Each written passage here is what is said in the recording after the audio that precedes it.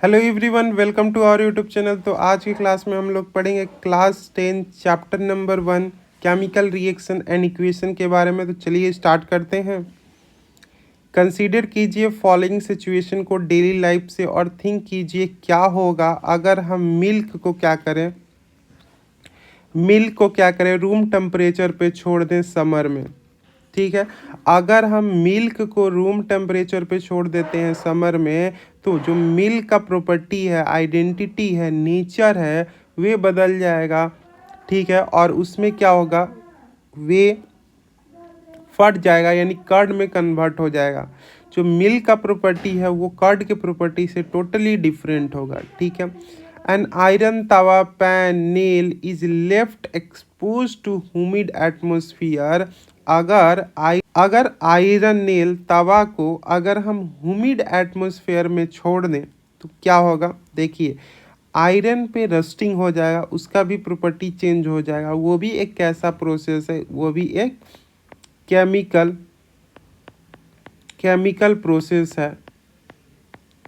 Process है। Grapes gate fermented, grapes में अगर फर्मेंटेशन होता है तो वो भी कैसा प्रोसेस है, केमिकल प्रोसेस है। फूड का कुक होता है तो वो भी एक कैसा प्रोसेस है,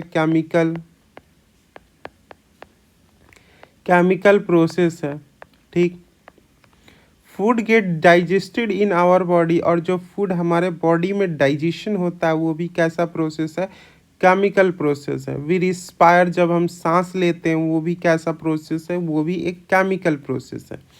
In all the above situation, the nature and the identity of initial substance have somewhat changed. और इन सारे सिचुएशन में जो भी नेचर है और आइडेंटिटी है इनिशियल सब्सटेंस का, वो कहीं ना कहीं चेंज हो रही है, कहीं ना कहीं बदल रही है। We have already learn about physical and chemical change of matter in our previous classes. हमने ऑलरेडी पढ़ चुके हैं किसके बारे में, फिजिकल और केमिकल चेंज के बारे में अपने प्रीवियस क्लासेस में। वेनेवर अ केमिकल चेंज आकर, जब भी केमिकल चेंज होता है हम कह सकते हैं कि केमिकल रिएक्शन प्लेस हुआ है। ठीक है, जब भी केमिकल चेंज होता है तो कह सकते हैं क्या हो रहा है, केमिकल रिएक्शन हो रहा है। That is most important. You may perhaps be wondering as to what is actually meant by chemical reaction. आप शायद वंडर करेंगे कि केमिकल रिएक्शन का क्या मतलब है। How do we come to know that a chemical reaction has taken place? और हमें कैसे पता चलेगा कि केमिकल रिएक्शन हुआ है। Let us perform some activity to find the answer to these questions. चलिए हम कुछ एक्टिविटी परफॉर्म करते हैं ताकि हमें इन सारे सवाल का आंसर मिल जाए कि कैसे हमें पता चलेगा कि केमिकल रिएक्शन हुआ है। देखिए सबसे पहले इस एक्टिविटी को हम लोग करेंगे, और ये जो एक्टिविटी है ये क्या है, बर्निंग है मैग्नीशियम रिबन को in the presence of air, और हम कलेक्ट करेंगे मैग्नीशियम ऑक्साइड को वॉच ग्लासेस में। सबसे पहले क्या करना है, आपको टीचर की असिस्टेंस लेनी है। बिना टीचर के मदद से आपको इस एक्टिविटी को परफॉर्म नहीं करना है। It would be better if student wear I protection, और यह अच्छा होगा कि स्टूडेंट क्या करे, आई प्रोटेक्शन का इस्तेमाल करे इस एक्टिविटी को परफॉर्म करने के दौरान। सबसे पहला स्टेप क्या, फर्स्ट स्टेप क्या, आपको क्या करना है, एक मैग्नीशियम रिबन लेना है और इसकी लंबाई लगभग 2 सेंटीमीटर होनी चाहिए, 2 सेंटीमीटर की लेना है। आपको क्या करना है, सबसे पहले इसको सैंड पेपर से रब करना है। ठीक है, सैंड पेपर से रब करने के बाद आपको क्या करना है, टंग की मदद से इसको होल्ड कर लेना है, और बर्नर की मदद से इसको क्या करना है, इसको बर्न करना है। बर्न करने के बाद जो भी इसकी एस होगी, जो भी इसकी राख होगी, एसेस को क्या करना है, आपको वॉच ग्लास में कलेक्ट कर लेना है। ठीक है, तब आप क्या ऑब्जर्व करोगे उसके बारे में हम आगे देखेंगे। ठीक है, यहाँ पे देखिए, you must have observe that magnesium ribbon burn with dazzling white flame and change into white powder. आप यहाँ पे ऑब्जर्व करोगे जो मैग्नीशियम रिबन है वो कैसे बर्न करेगा, डेजलिंग वाइट फ्लेम होगा उसका। जैसे ही बर्न करेगा उसका बर्निंग कैसे होगा, डेजलिंग वाइट फ्लेम होगा, और ये एक वाइट पाउडर में चेंज हो जाएगा। और इस पाउडर को हम क्या कहते हैं, मैग्नीशियम ऑक्साइड कहते हैं। और इसका फॉर्मेशन जो मैग्नीशियम ऑक्साइड है इसका फॉर्मेशन कैसे हुआ, रिएक्शन हुआ किस किस के बीच में, reaction between magnesium and oxygen जो कि प्रेजेंट है एयर में। देखिए सबसे पहले आपको लेना है मैग्नीशियम, मैग्नीशियम का फॉर्मूला होता है Mg को हमने बर्न किया in the presence of oxygen, oxygen का फॉर्मूला होता है O2 और ये हमें क्या मिला, मैग्नीशियम ऑक्साइड यानी MgO मिला। ठीक है, MgO मिला। अब देखिए मैग्नीशियम ये जो है ये ऑक्साइड है, ये क्या है, सॉलिड है यानी सॉलिड है, ये उसका ऑक्साइड है यानी ऑक्सीजन के साथ रिएक्ट करके इसका क्या बनाया, ऑक्साइड बनाया, ऑक्साइड बनाया। ठीक है, अब चलते हैं एक्टिविटी 1.2 में। आपको एक लीड नाइट्रेट सॉल्यूशन लेना है टेस्ट ट्यूब में और उसमें क्या करना है, पोटासियम आयोडाइड सॉल्यूशन को ऐड करना है। आप देखोगे कि इस केस में क्या होगा, चेंज हो जाएगा कलर में, चेंज इन कलर, यहाँ पे क्या होगा, कलर में चेंज हो जाएगा, कलर में बदलाव हो जाएगा। ठीक है, अब यहाँ पे देखिए ध्यान से, एक्टिविटी है 1.3। आपको क्या करना है, जिंक ग्रेन्यूल्स को लेना है कॉनिकल फ्लास्क में या टेस्ट ट्यूब में लेना है और उसमें डाइल्यूट मीन्स क्या होता है कि देखिए हाइड्रोक्लोरिक एसिड या सल्फ्यूरिक एसिड को डाइल्यूशन कैसे करेंगे, उसको वाटर में ऐड कर देंगे यानी उसको डाइल्यूट कर देंगे और जिंक ग्रेनुअल जो भी आपने कॉनिकल फ्लास्क में लिया है या टेस्ट ट्यूब में लेना है उसमें क्या करना है, डाइल्यूट हाइड्रोक्लोराइड एसिड यानी HCl हाइड्रोक्लोराइड एसिड या सल्फ्यूरिक एसिड को क्या करना है, ऐड करना है। ठीक है, और ये जो एसिड आप करोगे वो बहुत ही केयरफुली करोगे, हैंडल करोगे उसको एसिड को। ठीक है, do you observe any things happening around the zinc granules, क्या आप ऑब्जर्व कर रहे हो। देखिए यहाँ पे ध्यान से देखिए, हमने लिया है जिंक ग्रेन्यूल्स, कॉनिकल फ्लास्क है। ठीक है, ये क्या है, कॉनिकल फ्लास्क है, इसमें हमने ऐड किया डाइल्यूट सल्फ्यूरिक एसिड को ऐड किया। ठीक है, यहाँ पे देखिए ये बबल का फॉर्मेशन कर रहा है। बबल का फॉर्मेशन क्या है, ये H2 गैस है यानी हाइड्रोजन गैस, हाइड्रोजन गैस। यहाँ पे क्या हो रहा है, यहाँ पे हो रहा है फॉर्मेशन ऑफ गैस हो रहा है, फॉर्मेशन ऑफ गैस। अब देखिए गैस का फॉर्मेशन हो रहा है, अब गैस का फॉर्मेशन हो रहा है तो इसका जो टेम्परेचर है, जो फ्लास्क कॉनिकल फ्लास्क का टेम्परेचर है वो भी क्या करेगा, इंक्रीज कर जाएगा, बढ़ जाएगा। ठीक है, यहाँ पे देखिए, यहाँ पे आपको क्या करना है, इस कॉनिकल फ्लास्क को टच करना है या टेस्ट ट्यूब को टच करना है। आप देखिएगा इसका जो टेम्परेचर है वो क्या करेगा, बढ़ जाएगा, इंक्रीज करेगा। अब यहाँ पे समझिए इन तीनों एक्टिविटी करने का हमें क्या मकसद था, फ्रॉम द एबव 3 एक्टिविटी हम कह सकते हैं कि any of following observation help us to determine whether a chemical reaction has taken place. देखिए अगर कलर में चेंज हो रहा है, कलर में चेंज हो रहा है तो केमिकल रिएक्शन, ये हमें कहाँ से मिला, एक्टिविटी 2 से मिला। ठीक है, एक्टिविटी 2 से मिला। इवोल्यूशन ऑफ गैस कहाँ से मिला, एक्टिविटी 3 से मिला। और चेंज इन टेम्परेचर हमें क्या मिला, एक्टिविटी 3 से मिला। और चेंज इन स्टेट कहाँ से मिला हमें, एक्टिविटी 1 से, क्योंकि वो ऑक्साइड में कन्वर्ट हो गया था मैग्नीशियम। अगर इन चारों चीज में से कोई भी हो रहा है तो हम कह सकते हैं क्या हो रहा है, केमिकल रिएक्शन हो रहा है, केमिकल रिएक्शन हो रहा है। तो केमिकल रिएक्शन को समझने का एक तरीका है कि क्या हो, उसका स्टेट में बदलाव हो। ठीक है, स्टेट में बदलाव हो जरूरी नहीं है कि केमिकल रिएक्शन होता है। देखिए जैसे कि हम आइस ले लें या आइस क्यूब ले लें, ये मान लीजिए आइस क्यूब है, इसको हम रूम टेम्परेचर पर छोड़ दें तो ये क्या में कन्वर्ट हो जाएगा, वाटर में कन्वर्ट हो जाएगा। लेकिन इसका स्टेट तो चेंज हुआ है, लेकिन क्या ये केमिकल चेंज है, केमिकल चेंज है नहीं, ये केमिकल चेंज नहीं है, ये फिजिकल चेंज है। अगर हम वाटर को फिर से हम फ्रीजर में रखते हैं तो वो क्या कन्वर्ट, आइस में कन्वर्ट हो जाएगा। ठीक है, लेकिन चेंज इन कलर, कलर जहाँ पे चेंज हो रहा है, कलर चेंज हो रहा है तो हम कह सकते हैं कि 100% क्या है, एक केमिकल रिएक्शन है। और इवोल्यूशन ऑफ गैस भी हो रहा है तो ये भी क्या है, 100% क्या है, केमिकल रिएक्शन है। चेंज इन टेम्परेचर भी हो रहा है तो 100% क्या है, केमिकल रिएक्शन है। ठीक है,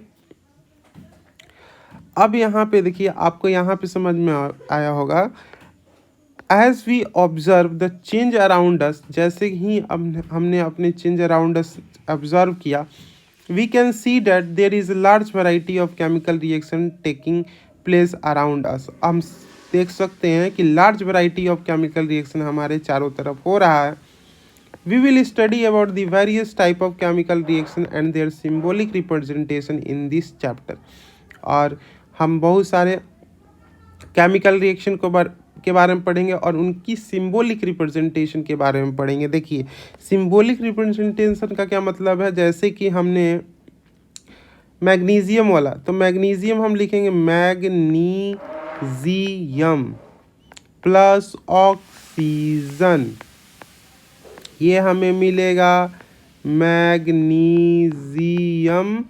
ऑक्साइड। इसको हमें क्या करना है, सिंबॉलिक रिप्रेजेंटेशन में करना है, यानी Mg प्लस ऑक्सीजन का क्या होगा O2, इसका क्या होगा MgO। यही क्या हो गया, इसको हम सिंबॉलिक रिप्रेजेंटेशन में कर दिए और ये नॉर्मली फॉर्म में लिखा गया है। तो इसके बारे में और भी हम लोग पढ़ेंगे। तो आई होप आपको इतना समझ में आ गया होगा कि केमिकल रिएक्शन क्या होता है और हम कैसे हम इसको डील कर सकते हैं। उसके बाद 1.1 में हम लोग चलते हैं, केमिकल इक्वेशन के बारे में पढ़ते हैं। केमिकल इक्वेशन के बारे में पढ़ते हैं। Activity 1.1 can described as when a magnesium ribbon is burn in oxygen. जब मैग्नीशियम रिबन को ऑक्सीजन के प्रेजेंस में बर्न किया गया, it get converted to magnesium oxide, और ये क्या में कन्वर्ट हो गया, मैग्नीशियम ऑक्साइड में कन्वर्ट हो गया।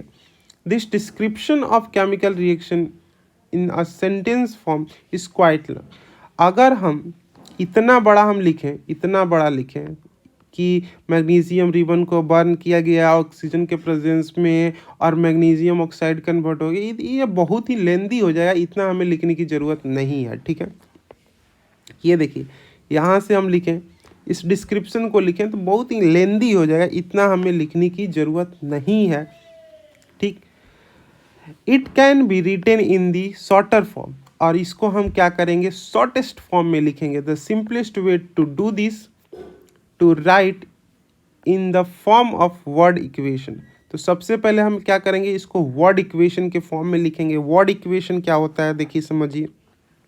वर्ड में अगर लिख रहे हैं, जैसे कि मैग्नीशियम प्लस ऑक्सीजन, ये बना magnesium oxide, reactant and product. समझिए, देखिए जो भी LHS में है, LHS में है वे क्या है, रिएक्टेंट्स है, और जो भी RHS में है, RHS यानी वो प्रोडक्ट है। LHS मीन्स क्या होता है, लेफ्ट हैंड साइड, जो भी लेफ्ट हैंड साइड में है वो क्या है, रिएक्टेंट है, यानी वो उनका रिएक्शन हो रहा है। लेकिन जो भी RHS में है वे क्या है, प्रोडक्ट है, यानी वो दोनों रिएक्ट करके हमें एक नया फॉर्म मिला है और वो हमारा क्या है, प्रोडक्ट है। ठीक है, यहाँ पे देखिए, the substance that undergo chemical change in reaction that is magnesium and oxygen are reactant. जो भी सबस्टांस क्या कर रहा है, केमिकल रिएक्शन में पार्टिसिपेट कर रहा है, जैसे कि मैग्नीशियम और ऑक्सीजन, वे क्या हुआ, रिएक्टेंट हुआ। और जो भी न्यू सबस्टांस जैसे कि मैग्नीशियम ऑक्साइड का फॉर्मेशन हुआ, उसको हम क्या कहेंगे, प्रोडक्ट कहेंगे। तो आपको समझ में आ गया, यानी जो भी नया सबस्टांस बन रहा है वो क्या है, प्रोडक्ट है, और जो भी सबस्टांस अंडरगो यानी केमिकल रिएक्शन में पार्टिसिपेट कर रहा है वो क्या है, रिएक्टेंट है। आपको इस तरीके से समझना है, जैसे कि मैग्नीशियम और ऑक्सीजन क्या हुआ, रिएक्टेंट हुआ, और जो भी हमें इसका फल मिला रिजल्ट आया वो हुआ मैग्नीशियम ऑक्साइड, और मैग्नीशियम ऑक्साइड क्या हुआ, हमारा प्रोडक्ट हुआ। A word equation change of reactants and product through an arrow placed between them, और इनके बीच में हम क्या लगा देते हैं, एरो लगा देते हैं। The reactant are written left hand side, और रिएक्टेंट को हमेशा हम कहाँ लिखते हैं, LHS में लिखते हैं, लेफ्ट हैंड साइड में लिखते हैं विथ अ प्लस साइन, और इनके बीच में हमें क्या लगाना होता है, प्लस साइन लगाना होता है। Similarly product are written on right hand side, और प्रोडक्ट को हम कहाँ लिखते हैं, RHS में लिखते हैं, राइट हैंड साइड में लिखते हैं। अगर जहाँ भी ज़रूरत पड़े तो हम प्लस साइन का इस्तेमाल कर सकते हैं। The arrow head point toward the product, और जो एरो का हेड होता है वो हमेशा कैसे होता है, प्रोडक्ट की तरफ होता है। देखिए ऐसे होगा, यानी प्रोडक्ट यहाँ पे है तो प्रोडक्ट की तरफ होगा, प्रोडक्ट की तरफ इसका जो ये पॉइंट है ना, एरो हेड पॉइंट, ये हमेशा प्रोडक्ट की तरफ होगा। And show the direction of reaction, और ये क्या कहलाता है, डायरेक्शन शो करता है रिएक्टेंट का। देखिए आपने देखा होगा कहीं कहीं ऐसे ऐसे, तो इसका मतलब क्या है, इसका रिएक्शन दोनों तरफ से हो सकता है, ठीक है। जैसे कि आप यहाँ पे देख सकते हैं, इसका एक साइड हो रहा है, यानी इस साइड से इस साइड हो रहा है, ठीक है। अगर इस साइड से इस साइड भी हो रहा है तो हम इसका इस्तेमाल करते हैं, आगे हम लोग देखेंगे इसके बारे में। आई होप आपको इतना समझ में आ गया होगा, ठीक है। राइटिंग अ केमिकल इक्वेशन, चलिए हमें वर्ड इक्वेशन तो लिखना आ गया, ठीक है, कि magnesium plus oxygen magnesium oxide. अब हम केमिकल इक्वेशन कैसे देखेंगे, लिखेंगे। देखिए सबसे पहले आपको समझिए, इन सारे चीज़ का फॉर्मूला याद होना होगा। केमिकल इक्वेशन लिखने के लिए आपको जितने भी एलिमेंट हैं उनके आपको फॉर्मूला याद होना चाहिए। अब फॉर्मूला कहाँ मिलेगा आपको, पीरियोडिक टेबल से मिल जाएगा। आप पीरियोडिक टेबल खोल को देखोगे उसमें आपको फॉर्मूले मिल जाएंगे, ठीक है, या कोई भी बुक होती है उसमें सारे चीज़ के फॉर्मूले दिए होते हैं, तो आपको उसको देखना होगा, ठीक। Writing a chemical equation, is there any other shorter way for representing a chemical equation, क्या कोई और भी छोटा तरीका है, शॉर्टेस्ट तरीका है जिससे हम क्या कर सकते हैं, केमिकल रिएक्शन को रिप्रेजेंट कर सकते हैं। Chemical equation can be made more concise and useful if we use chemical formula instead of words. Chemical equation बहुत ही कॉन्साइज हो सकते हैं, यूजफुल हो सकते हैं अगर हम केमिकल फार्मूला का इस्तेमाल करें वर्ड की जगह पे। यानी वर्ड जहाँ पे लिखा था, जैसे कि मैंने लिखा था आपको मैग्नीशियम ऑक्साइड, मैग्नीशियम, तो मैग्नीशियम की जगह पे हमने क्या लिखा, Mg लिखा।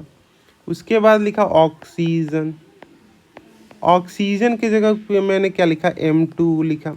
उसी तरह से MgO हमने लिखा मैग्नीशियम ऑक्साइड की जगह पे।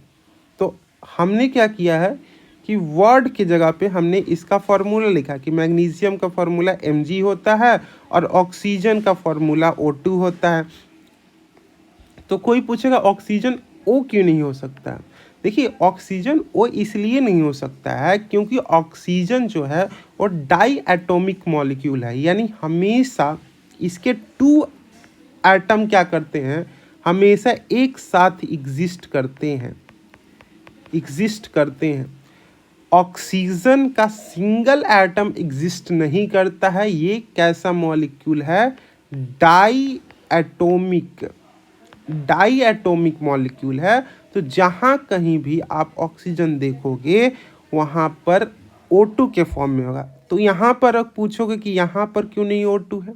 देखिए सबसे पहले ऑक्सीजन अकेले एग्जिस्ट कर रहा है सिंगली, यानी उसके साथ कोई जुड़ा अगल बगल नहीं है, किसी से मिलजुल कर नहीं रह रहा है। मान लीजिए अकेले रह रहा है, तो अकेले जब रह रहा है तो वो हमेशा O2 के फॉर्म में एग्जिस्ट करेगा क्योंकि वो डाई एटॉमिक मॉलिक्यूल है। लेकिन अगर वह किसी के साथ में आ गया तो ज़रूरी नहीं है कि वो O2 के फॉर्म में एग्जिस्ट करेगा, ठीक है, ऐसा ज़रूरी नहीं होता है, ठीक है। यहाँ पे इन दोनों के बीच में रिएक्शन हुआ, रिएक्शन होने के बाद ये दोनों कंबाइन हो गए वापस में, तो कंबाइन हो गए ठीक है। आगे जब हम बैलेंसिंग देखेंगे तो समझ में आ जाएगा आपको कि इस साइड में जो भी रिएक्टेंट में जितना हमें एटम चाहिए, जितना भी उतना प्रोडक्ट में भी होना चाहिए, इसको हम क्या कहते हैं, बैलेंसिंग कहते हैं। और बैलेंसिंग इसलिए ज़रूरत होता है क्योंकि हमें पता है कि जो एटम होते हैं, जो मास होता है, ना तो क्रिएट हम मास को कर सकते हैं, ना तो डिस्ट्रॉय कर सकते हैं। यानी जितना भी मास है वो बिफोर द रिएक्शन और आफ्टर द रिएक्शन सेम होना चाहिए। इसीलिए हम क्या करते हैं, बैलेंसिंग करते हैं।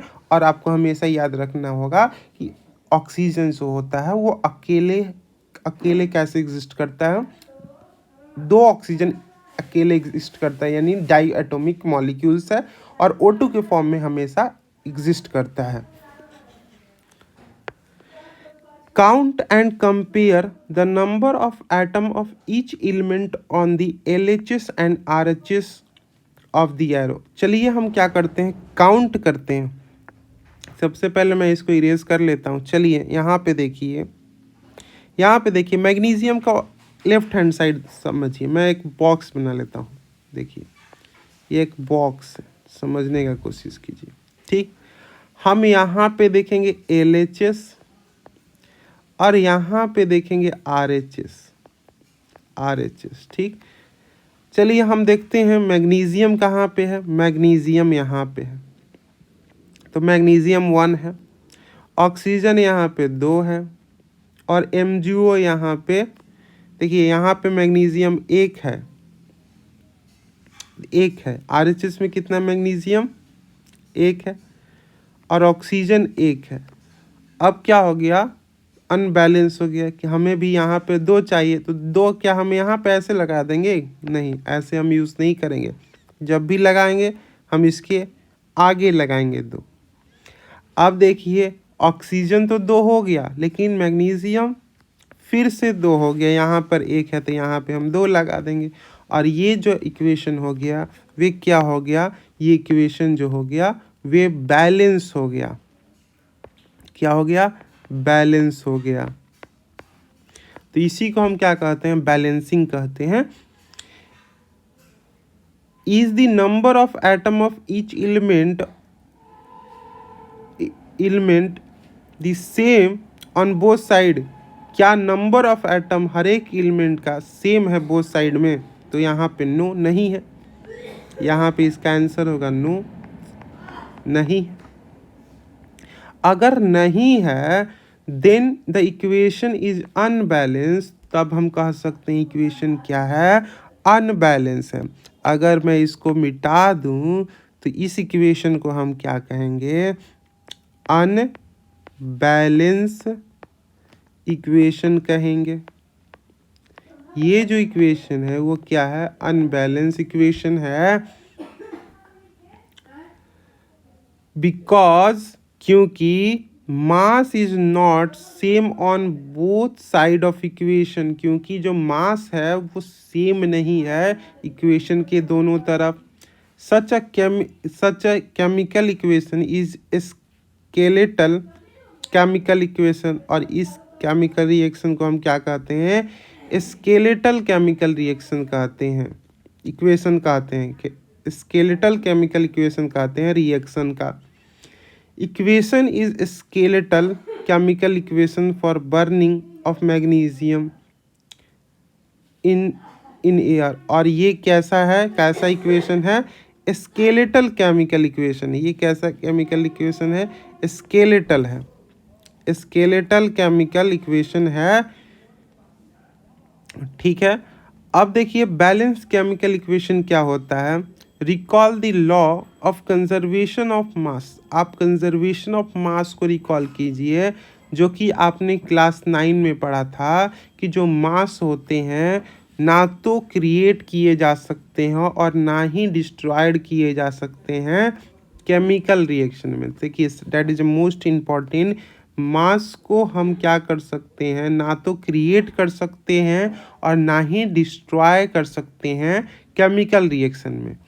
That is the total mass of the element present in the product of chemical reaction has to be equal to total mass of element present in the reactant। इसका ये मतलब है कि जो टोटल मास है element का जो कि प्रोडक्ट में प्रेजेंट है उतना ही मास क्या होना चाहिए, उसके रिएक्टेंट में भी प्रेजेंट होना चाहिए। तब हम कहेंगे वो क्या है, वो लॉ ऑफ कंजर्वेशन ऑफ मास को क्या कर रहा है, फॉलो कर रहा है।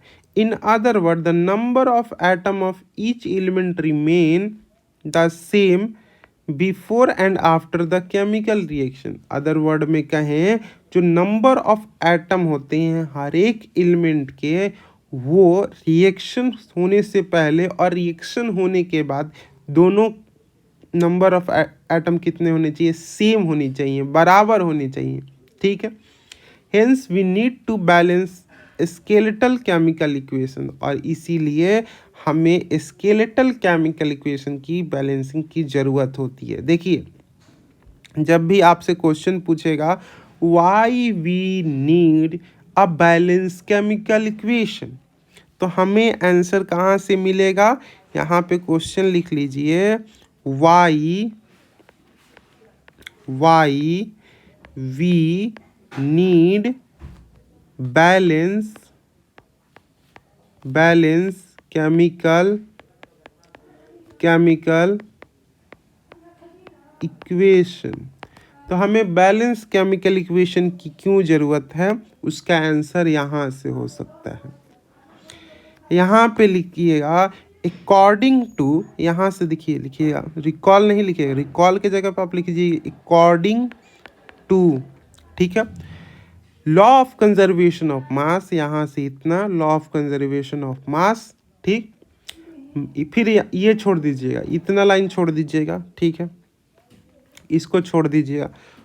देखिए मैं हाईलाइट कर देता हूँ, अकॉर्डिंग टू लिखने के बाद law of conservation of mass लिखिएगा।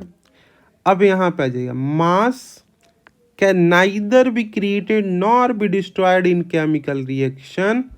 मास को ना ही हम क्या कर सकते हैं, क्रिएट कर सकते हैं, ना ही डिस्ट्रॉयड कर सकते हैं केमिकल रिएक्शन में। डैट इज, अब यहाँ से लिखिए डैट इज के बाद लिखिएगा डैट इज भी लिख लीजिएगा।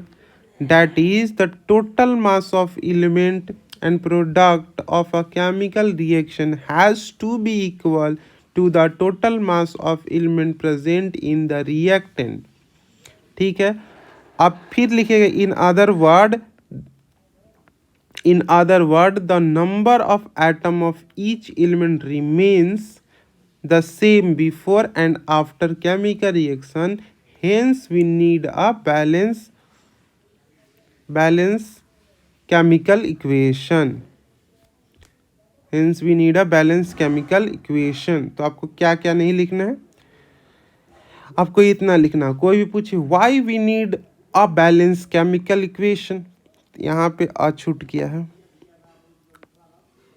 अ बैलेंस केमिकल इक्वेशन, तो इसका आंसर यहाँ पे आपको है। ठीक है, अब देखिए is the chemical equation 1.2 balance, क्या यहाँ पे देखिए बैलेंस है, नहीं बैलेंस है। मैंने आपको ऑलरेडी बता दिया है क्यों नहीं बैलेंस है, क्योंकि यहाँ पे मैग्नीशियम 1 है, यहाँ पे मैग्नीशियम 1 है। ठीक है, ये बैलेंस हो गया। लेकिन ऑक्सीजन का जो एटम है यहाँ पे 2 है और यहाँ पे 1 है, तो ये बैलेंस नहीं है। ठीक है, चलिए 1.2 का हम देख लें कि बैलेंस नहीं है। Let us learn about balancing a chemical equation step by step. चलिए हम स्टेप बाय स्टेप बैलेंसिंग सीखते हैं। The word equation of activity 1.3 में बी रिप्रेजेंट एज, चलिए हम 1.3 में चलते हैं। देखिए यहाँ पे हमने क्या लिया था 1.3 में, जिंक ग्रेन्यूल्स को लिया था कॉनिकल फ्लास्क में, और इसमें हमने क्या किया था, यानी Zn को लिया था, और इसमें हमने डाइल्यूट हाइड्रोक्लोरिक एसिड या सल्फ्यूरिक एसिड ऐड किया था, यानी HCl, और सल्फ्यूरिक एसिड का फॉर्मूला होता है H2SO4। यहाँ पे देखिए, यहाँ पे इसका फॉर्मूला होगा H2SO4, इसका फॉर्मूला होता है। इसमें हमने ऐड किया था, तो इसी का हम क्या करेंगे, इक्वेशन बनाएंगे। जिंक प्लस सल्फ्यूरिक एसिड, यानी जिंक का क्या फार्मूला होता है, Zn होता है, और सल्फ्यूरिक एसिड का फार्मूला होता है H2SO4। याद रख लीजिए, बहुत इंपॉर्टेंट है सल्फ्यूरिक एसिड, H2SO4। और ये बनेगा, क्या बनेगा, ये दोनों रिएक्ट करेगा तो जिंक सल्फाइड बनेगा। यानी देखिए यहाँ से हाइड्रोजन हट जाएगा, ये हाइड्रोजन जो है हट के ये जिंक रिप्लेस कर लेगा, यानी Zn आ जाएगा और SO4 आ जाएगा और हाइड्रोजन बाहर आ जाएगा। मैं आपको फिर से समझाता हूँ, ध्यान से देखिएगा। देखिए सबसे पहले एक्टिविटी क्या हुआ था कि हमने जिंक ग्रैन्यूल्स लिया था कॉनिकल फ्लास्क में। उसके बाद हमने क्या किया, उसके बाद उसमें sulphuric dilute sulphuric acid add किया, यानी जिंक में H2SO4 ऐड किया और ये बना जिंक सल्फेट। जिंक सल्फेट और हाइड्रोजन गैस हमें मिला, यानी जो हाइड्रोजन है H2SO4 में, ये जिंक है, इसको क्या करेगा, रिप्लेस कर देगा, यानी हमें मिल जाएगा ZnSO4। और ये जो हाइड्रोजन है ये बाहर आ गया, किसके फॉर्म में, गैस के फॉर्म में। आपको दिख रहा है यहाँ से ये जो हाइड्रोजन है ये कहाँ आ रहा है, बाहर निकल रहा है। और ये क्या बनाया, ये बनाया हमें ZnSO4, ये हमें ZnSO4 मिला। ठीक, अब चलिए हम इसको बैलेंस करते हैं। क्या ये बैलेंस है, सबसे पहले क्वेश्चन ये आता है, सबसे पहले चेक करेंगे बैलेंस है कि नहीं। देखिए जिंक यहाँ पे एक है, जिंक एक है, जिंक बैलेंस है। अब हम चलते हैं हाइड्रोजन पे, हाइड्रोजन यहाँ पे 2 है, हाइड्रोजन 2 है, बैलेंस है। सल्फर पे चलते हैं, सल्फर यहाँ पे 1 है, यहाँ पे भी 1 है। ऑक्सीजन 4 है, यहाँ पे भी 4 है। तो ये कैसा एक रिएक्शन, देखिए सबसे पहले हमने एलिमेंट लिखा, उसके बाद number of atom of in reactant in LHS। LHS में कितना नंबर है, number of atom in the product RHS। Zinc का एटम 1 है LHS में, RHS में भी 1 है, बैलेंस्ड। बैलेंस्ड हाइड्रोजन का एटम 2 है, यहाँ पर भी 2 है, चलिए ये भी बैलेंस है। सल्फर का एटम 1 है, सल्फर का एटम 1 है, ये भी बैलेंस है। ऑक्सीजन का एटम 4 है, ऑक्सीजन का एटम 4 है। तो ये कैसा केमिकल इक्वेशन है, ये है बैलेंस्ड केमिकल इक्वेशन। ये कैसा केमिकल इक्वेशन है, बैलेंस्ड केमिकल इक्वेशन है। As the number of atom of each element is the same on both side of arrow, both side of the arrow, ये क्या है, केमिकल इक्वेशन है। चलिए हम एक बैलेंस करते हैं केमिकल इक्वेशन को। Fe प्लस H2O, ये बना Fe3O4 प्लस H2। ठीक है, पहला स्टेप क्या है, सबसे पहले हम इस केमिकल इक्वेशन को लिखेंगे Fe प्लस H2O प्लस, यानी एरो देकर Fe3O4 प्लस H2। सबसे पहले हम एलिमेंट लिखेंगे। देखिए एलिमेंट यहाँ पे कितना है, एक हाइड्रोजन है, यहाँ पे आयरन है, आयरन है, हाइड्रोजन है, ऑक्सीजन है, 3 एलिमेंट इसमें है। LHS में देखेंगे Fe कितना है, 1 है, 1 लिख लिया मैंने। H2 कितना है, हाइड्रोजन 2 है, 2 लिख लिया। ऑक्सीजन 1 है, 1 लिख लिया। अब उसके बाद हम देखेंगे प्रोडक्ट साइड में Fe कितना है, 3 है, 3 लिख लिया। O कितना है, 4 है, 4 लिख लिया। ठीक है, और हाइड्रोजन कितना है, 2 है, 2 लिख लिया। सबसे लास्ट में हम किसको बैलेंस करेंगे, ऑक्सीजन को करेंगे। आपको याद रखना है, लास्ट में किसे करेंगे, ऑक्सीजन को बैलेंस करेंगे, हमेशा याद रखना है। ठीक है, यहाँ पर भी देखिए लास्ट में हमने ऑक्सीजन को लिया, यहाँ पर भी देखिए लास्ट में हमने क्या लिया है, ऑक्सीजन को लिया। सबसे पहले लिखने के बाद आप क्या करोगे, देखिए सबसे पहले आप आयरन को बैलेंस करो। तो आयरन को बैलेंस करने के लिए यहाँ पे क्या करोगे, 3 लिख दोगे। ठीक है, 3 लिख दोगे, आयरन बैलेंस हो गया। ठीक, आयरन हो गया यहाँ पे, यहाँ से मल्टीप्लाई कर दोगे 3 से। अब आप क्या करोगे, हाइड्रोजन को बैलेंस करोगे। अब क्या करोगे, हाइड्रोजन को बैलेंस करोगे। तो हाइड्रोजन देखोगे ऑलरेडी बैलेंस्ड है। अब ऑक्सीजन को बैलेंस करोगे, यहाँ पे 4 से मल्टीप्लाई कर दोगे, तो 4 से मल्टीप्लाई यहाँ पे करना है। अब आप फिर देखो, जैसे ही आपने सॉरी यहाँ पे आपको करना है, यहाँ पे 4 लगाना है, ठीक है, यहाँ पे लगाना है, सॉरी यहाँ पे लगाना है। तो जैसे ही आप करोगे ऑक्सीजन को बैलेंस, तो हाइड्रोजन कितना हो जाएगा, 4 इंटू 2 8 हो जाएगा हाइड्रोजन। क्या 8 हाइड्रोजन यहाँ पे है? नहीं है, तो यहाँ पे हमें 4 लगाना होगा। अब चेक करो, 3 है आयरन, 3 है आयरन, ठीक है, आयरन बैलेंस है। 4 2 जा 8, 4 2 जा 8, 8 है हाइड्रोजन, 8 है हाइड्रोजन, 4 2 जा 4 है ऑक्सीजन, 4 है ऑक्सीजन, तो हम लिख सकते हैं 3Fe प्लस 4H2O, ये हो जाएगा Fe3O4 प्लस 4H2।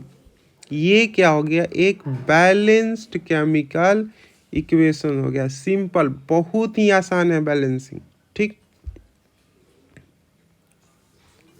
याद रखना है, सबसे पहले आपको ऑक्सीजन को बैलेंस करना है लास्ट में। ऑक्सीजन को कब बैलेंस करना है? लास्ट में। सबसे पहले हाइड्रोजन, सबसे पहले Fe को करोगे, आयरन को करोगे, उसके बाद हाइड्रोजन को, उसके बाद ऑक्सीजन को करोगे। देखिए इस तरीके से करोगे, यहाँ पे हो जाएगा, ठीक है। आई होप आपको समझ में आ गया। लास्ट स्टेप यहाँ पे देखिएगा इसका होगा, देखिए यहाँ पे है 3Fe 4H2O Fe3O4 4H2। क्या मैंने यही लिखा है यहाँ पे? 3Fe 4H2O Fe3O4 plus 4H2। तो इतना आपको करने की ज़रूरत नहीं है, आप डायरेक्ट कर सकते हो। इतना ये सब ताम झाम करने का ज़रूरत नहीं है, ये सब नहीं करने की ज़रूरत है, डायरेक्ट आप करो। जैसे कि मैं फिर से बताता हूँ, जैसे कि ये था Fe प्लस H2O, ये बना Fe3O4 प्लस H2। अब इसको बैलेंस करना है। सबसे पहले हम किसको बैलेंस करेंगे? आयरन। आयरन 3 है, 3 लगा देंगे चुपचाप। आयरन बैलेंस, आयरन का टेंशन खत्म। अब देखेंगे हाइड्रोजन। हाइड्रोजन यहाँ पे 2 है, 2 है, बैलेंस है, अभी तक बैलेंस है हाइड्रोजन। बाद में क्या होगा हमको उससे नहीं मतलब है, अभी तक बैलेंस है, ठीक। अब आगे देखेंगे ऑक्सीजन। ऑक्सीजन 1 है, 4 है, तो चुपचाप यहाँ पे 4 लगा देंगे, कुछ भी हो जाए लगा देंगे 4, ठीक। अब देखेंगे क्या, अब सब सही हो गया।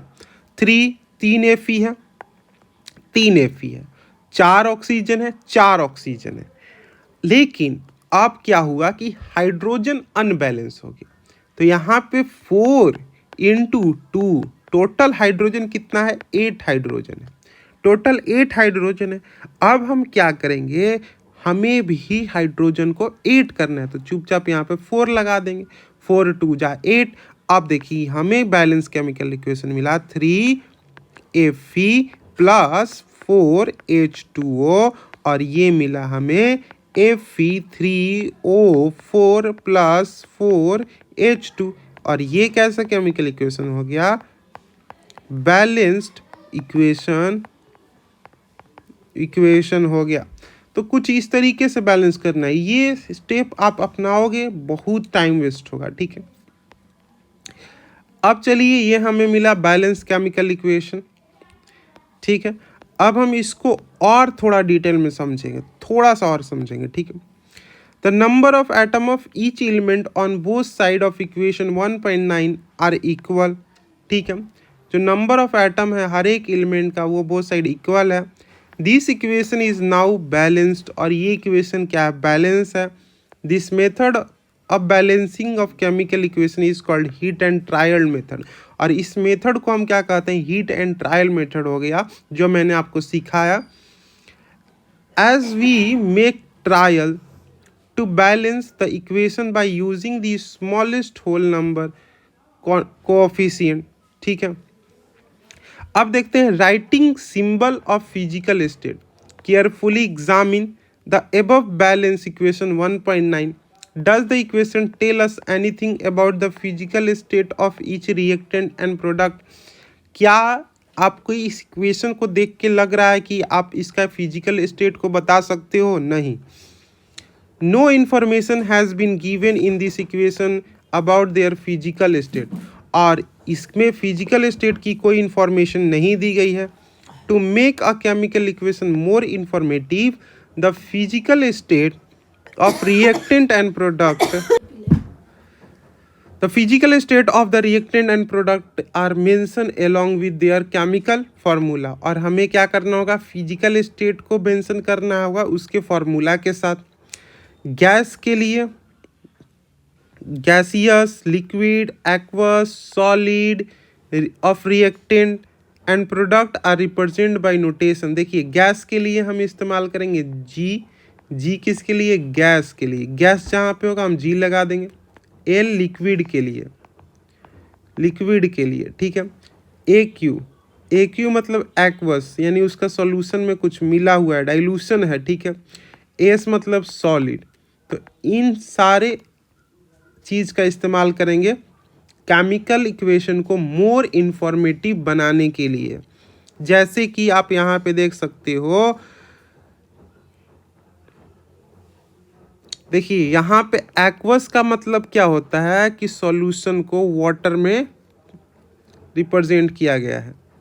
जैसे कि हाइड्रोक्लोरिक एसिड HCl, HCl को हम डाइल्यूट करेंगे तो क्या होगा? AQHCl हम लिखेंगे, या HCl AQ। हमें क्या किया? इसको सॉल्यूशन को वाटर में डाइल्यूशन किया है, तो इसका मतलब एक्वस हो गया, ठीक। जैसे कि आयरन के लिए सॉलिड का इस्तेमाल हुआ है, ये गैस है, H2O गैस है, ठीक। और Fe3O4 सॉलिड है और H2 गैस है। तो यहाँ पे H2O, क्या H2O तो क्या होता है? हमने पढ़ा H2O तो लिक्विड होता है, लेकिन यहाँ पे गैस के फॉर्म में है, गैस के फॉर्म में, याद रखिए। H2O क्या होता है? वाटर होता है ना, तो वाटर हमेशा लिक्विड में होगा, लेकिन यहाँ पे गैसियस फॉर्म में है, यानी स्टीम के फॉर्म में हो सकता है, स्टीम के फॉर्म में हो सकता है, ठीक है। Note that simple G is used with water, ठीक है, वाटर यानी H2O, to indicate that this is reaction water is used in the form of steam. तो इसका वाटर का इस्तेमाल कैसे किया गया? स्टीम के फॉर्म में किया गया है, ठीक है। इसलिए H2O को गैस लिखा गया है यहाँ पे। Usually physical state are not include in a chemical equation unless it is necessary to specify them. देखिए ज़्यादातर क्या होता है कि फिजिकल स्टेट नहीं लिखा जाता है। अगर जब लिखा होगा मतलब ये बता रहा है, वो केमिकल इक्वेशन आपको ये बताना चाहता है कि कुछ स्पेसिफिक इंफॉर्मेशन आपको दे रहा है, स्पेसिफिक, उसके बेसिस पे आपको क्या करना है? आंसर देना है। Sometime the reaction condition such as temperature, pressure, catalyst etc for the reaction are indicated above and or below the arrow in the equation, ठीक है। कैटलिस्ट क्या होता है? रिएक्शन को फास्ट करता है। कैटलिस्ट क्या करता है? रिएक्शन को फास्ट करता है, ठीक है। जैसे कि आप यहाँ पे देखिए CO, कार्बन मोनोऑक्साइड है यहाँ पे, ठीक है, CO। तो यहाँ पे गैस के फॉर्म में है, H2 गैस के फॉर्म में। यहाँ पे क्या किया? प्रेशर दिया है। यहाँ पे बता रहा है कि इस रिएक्शन को इतना प्रेशर में किया गया है तब जाके CH3OH का फॉर्मेशन हुआ है, जो कि क्या है? लिक्विड है, जो कि क्या है? लिक्विड है, ठीक है। यानी इतना प्रेशर देंगे तब जाके हमको ये मिलेगा। जैसे कि 6CO2 प्लस 12H2O सनलाइट और क्लोरोफिल के प्रेजेंस में करने पे हमें ग्लूकोज मिलेगा, साथ में ऑक्सीजन मिलेगा, जो कि ऑक्सीजन कहाँ पे मिला होगा? वाटर मिला होगा, इसीलिए यहाँ पे क्यों दिया है। और साथ में 6H2O मिलेगा, लिक्विड मिलेगा। और ये प्रोसेस, ये कौन सा रिएक्शन आपको याद होगा? फोटोसिंथेसिस। फोटोसिंथेसिस, फोटोसिंथेसिस जो कि प्लांट में होता है, प्लांट इसके मदद से खाना बनाता है। अगर सनलाइट और क्लोरोफिल नहीं हो तो ग्लूकोज का फॉर्मेशन ही नहीं होगा। इसीलिए अगर देखिए, अगर आप कार्बन ले आओ, CO2 ला दिए, वाटर भी ला दिए, लेकिन आपको इसको कंडीशन नहीं दिया, सनलाइट नहीं दिया, क्लोरोफिल नहीं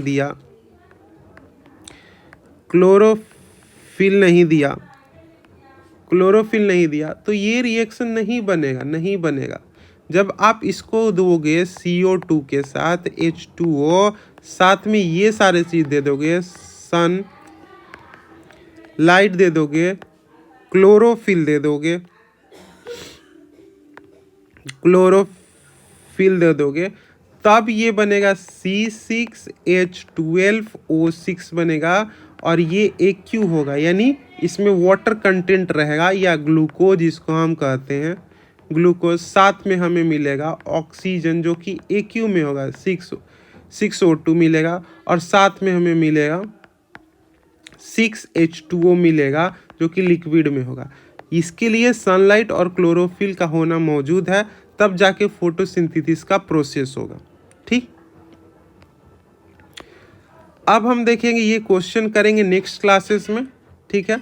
और ये क्वेश्चन करेंगे, साथ ही और बैलेंसिंग करेंगे, हम बैलेंसिंग पूरा कर लेंगे, ठीक है। कोई भी डाउट नहीं रहना चाहिए बैलेंसिंग में। बहुत सारे एग्जाम्पल लेंगे, प्रैक्टिस करेंगे, साथ में ये जो क्वेश्चन है ये भी करेंगे, ठीक है। तो इसमें अगर कोई भी आपको डाउट हो तो आपको झिझकना नहीं है, कमेंट पे जो भी है वो बोल दो, ठीक है। जो भी डाउट है मैं आपको हर एक डाउट समझाऊंगा। और आपका ये डाउट होगा मैंने इसको क्यों नहीं कवर किया, देखो ये अननेसेसरी चीज़ है। मैंने आपको ऑलरेडी बता दिया है कि बैलेंसिंग कैसे होता है, इसमें वो वर्ड में लिखा है। तो इतना इस पे आप टाइम वेस्ट करोगे कि आपको इसको समझना है, आपको सिर्फ समझने पे ध्यान देना है बैलेंसिंग में, और कुछ नहीं ध्यान देना है। जितना भी इम्पोर्टेंट चीज़ है, देखिए यहाँ से चीज़ इम्पोर्टेंट था, ये चीज़ इम्पोर्टेंट चीज़ मैंने ऑलरेडी कवर किया, देखिए कुछ नहीं छोड़ा है। देखिए ये जो चैप्टर है बहुत ही इजी चैप्टर है, आपको इसमें ज़्यादा दिमाग नहीं लगाना है, दिमाग लगाना है आगे के चैप्टर में। तो आपको ये बैलेंसिंग के चक्कर में नहीं पढ़ना है कि NCERT इतना दिया है तो हम इतना पढ़ेंगे, नहीं। आपको यहाँ पे बताया कि बैलेंसिंग आपको सिखाया कैसे करना है, आपको आ गया आगे बढ़ो, नहीं आया फिर से पढ़ो सीखो। लेकिन पढ़ोगे तो क्या समझ में आ जाएगा, नहीं। आपको एग्जाम्पल प्रैक्टिस करने होंगे, क्वेश्चन लगाने होंगे, तब जाकर समझ में आएगा बैलेंसिंग, ठीक है। इसीलिए नेक्स्ट वीडियो में मैं आपको लगभग 10-20 एग्जाम्पल लेके आने वाला हूँ बैलेंसिंग से रिलेटेड, और साथ में हम ये क्वेश्चन भी करेंगे जिससे आपका बैलेंसिंग मजबूत हो जाएगा और आगे चल के आप बैलेंसिंग में कोई भी प्रॉब्लम नहीं होगा। चलिए होमवर्क के लिए क्या करो, आपके लिए मैं एक होमवर्क देता हूँ, ठीक है। आप इसको ट्राई करना होमवर्क, ठीक है। आप ट्राई ज़रूर करना, ठीक है। बहुत इजी क्वेश्चन है, आपके इसका आंसर भी ऑलरेडी बुक में दिया गया है। तो देखिए क्वेश्चन है, आपको देखिए ये जो क्वेश्चन है इसको अनबैलेंस करो पहले, ठीक है। अनबैलेंस यानी CO2 प्लस H2O, ठीक है, लिक्विड AQ, ठीक है, सनलाइट क्लोरोफिल,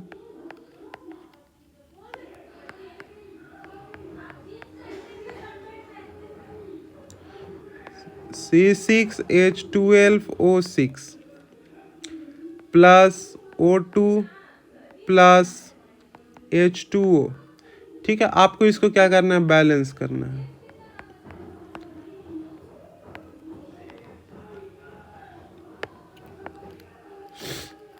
ठीक है। आप इसको बैलेंस करना, और कोई भी दिक्कत होगा तो आप बताना, ठीक है। क्वेश्चन आपके सामने है, ये क्वेश्चन आपको इसको क्या करना है, बैलेंस करना है। आज के लिए इतना ही, नेक्स्ट क्लास में हम लोग बैलेंसिंग देखेंगे, ये NCERT का इंटेक्स क्वेश्चन देखेंगे, ताकि आपको कोई भी डाउट नहीं रहे। अगर कोई भी डाउट हो कमेंट कीजिएगा, ज़रूर कीजिएगा, ठीक है। आज के लिए इतना ही, thank you for watching and have a nice day.